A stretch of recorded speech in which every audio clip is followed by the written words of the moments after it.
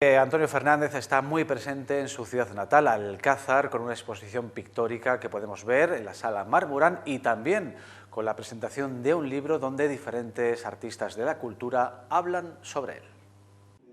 Se ha presentado en el Museo Municipal el libro más reciente sobre el poeta y pintor Antonio Fernández Molina, nacido en 1929 en Alcázar de San Juan y desaparecido en 2005. Se trata de Hablando de A.F. Molina, un conjunto de textos que forman parte de la promoción de una obra todavía insuficientemente conocida. Una de las funciones con las que yo me veo, digamos, con la obligación de seguir adelante es precisamente difundir su obra.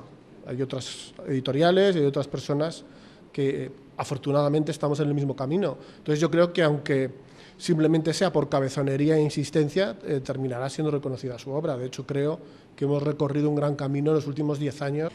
Fue un poeta multidisciplinar, polifacético, ahondó diferentes lenguajes artísticos, fue un personaje del contexto de la década de los 50 muy relevante en su momento. Porque es triste que yo, con 20 años, en la facultad, porque recuerdo de ir a la facultad, los que hemos ido y lo valoramos, que me hablaran de Antonio Fernández Molina, que era de mi pueblo, y yo lo desconocía. Y estos momentos son importantes para que los que amamos la literatura, los que somos de Alcázar, conozcamos a autores que tienen un valor per se y encima son de nuestro pueblo. La autora de esta compilación de textos escritos por otros autores sobre Fernández Molina es su hija Esther Fernández Echevarría, que ha recogido críticas, entrevistas, reseñas y artículos escritos desde la década de los 50 del siglo pasado hasta el año 2013.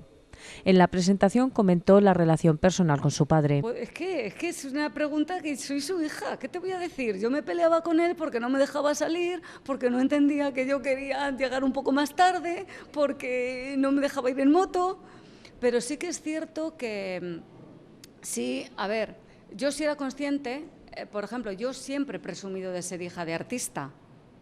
Pero igual que yo he presumido, yo tengo otra hermana que ya cuenta que estaba súper acomplejada porque encima de ser pelirroja, su padre era pintor y era como lo peor. Los que conocieron a Fernández Molina saben que se definía ante todo como poeta, aunque como un poeta que pintaba. Fue secretario de redacción de Los Papeles de Son Armadans, la revista literaria de Camilo José Cela, y se le ha vinculado al movimiento postista. Su mayor reconocimiento llegaría con la publicación El león recién salido de la peluquería, publicado en 1971, pero muchos años antes había dejado su trabajo de maestro para dedicarse por completo a la literatura y el arte. Intentó vivir como quiso, como todos, como yo también. Todos intentamos vivir de acuerdo con nuestras necesidades y al mismo tiempo sin sacrificar los sueños. Es cierto que fue un bohemio en el mejor sentido del término y que fue un anarquista de la literatura, afortunadamente, porque dejó una obra única que se puede parecer en ocasiones a otros grandes genios de la literatura individualista y surrealista y patafísica, pero muy personal. Curiosamente, decía Raúl que vivió como un bohemio, pero vivió como un bohemio responsabilizándose de su gran familia, que somos 6 hermanas y todas hemos comido, todas hemos estudiado y todas llevábamos zapatos buenos, o sea que hasta cierto punto. Con respecto a que yo creo que era sobre todo poeta y que todo lo que hacía era con una base poética. Encejunta y Gamuz y un caracol en la cocina son otras de sus novelas más conocidas, aunque también escribió mucha poesía, obras de teatro, guiones de cine y ensayos.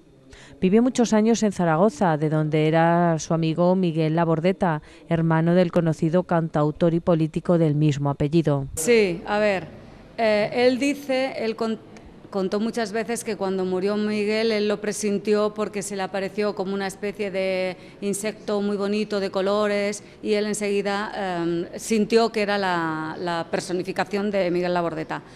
Sí, le quería, le admiraba y además los Labordeta tenían un colegio en Zaragoza, ya no existe ese colegio, y le dijeron que si venía a Zaragoza, si íbamos a Zaragoza a vivir, podíamos ir al colegio y así fue.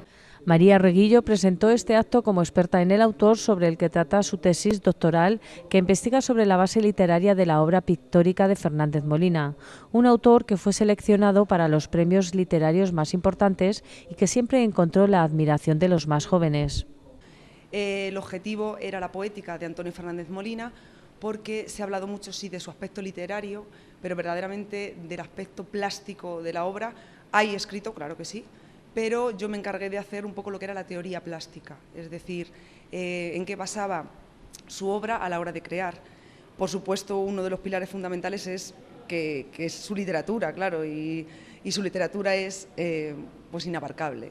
En una ocasión, Camilo José Cela, del que Antonio fue secretario de su revista Papeles de Sonar Madans, le dijo a Antonio que los premios no se ganaban por méritos sino por puntos. Esta es mi opinión sobre los premios, que se los podría haber ganado o no los podría haber ganado, no lo sabemos.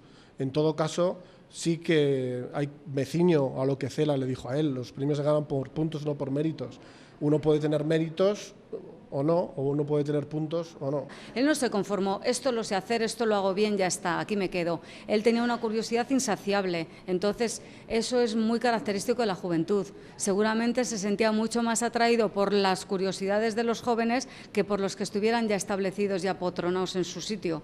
Y sí que además era muy estimulante, también lo ha dicho Raúl. Si él veía que alguien de verdad estaba haciendo algo, ya independientemente de que fuera mejor o peor, da igual, que fuera desde una posición de sinceridad, tenía el apoyo incondicional de mi padre, pero segurísimo. La familia materna de Fernández Molina era originaria de Guadalajara y vivió en Mallorca y Aragón, entre otros lugares, pero siempre mantuvo un recuerdo vivo de su infancia en Alcázar de San Juan, donde le ocurrió una anécdota ya tópica con los peces de un estanque del parque. A ver, los recuerdos, si en latín recordar es volver al corazón, ¿no? Los recuerdos son de las emociones y la infancia es algo que marca para toda la vida. Y esa impronta, si tanto su hija se siente muy manchega y le encanta, como Raúl, el editor, hasta presume de nacer en Alcázar, sin haber nacido en Alcázar, pues ¿qué vamos a decir de un autor nacido y sus primeros años de infancia vividos en Alcázar? En el volumen que ahora se presenta hay escritos de Víctor García de la Concha, María Zambrano, Fernando Arrabal, José Hierro, Fernando Vallas, Luis Alberto de Cuenca, Antón Castro y Gabino Alejandro Carriedo, entre otros muchos autores que tuvieron algo que decir de un artista cuyas obras podrían aparecer como relatos realistas, pero que muy pronto incurren en el surrealismo y en cierta visión esperpéntica.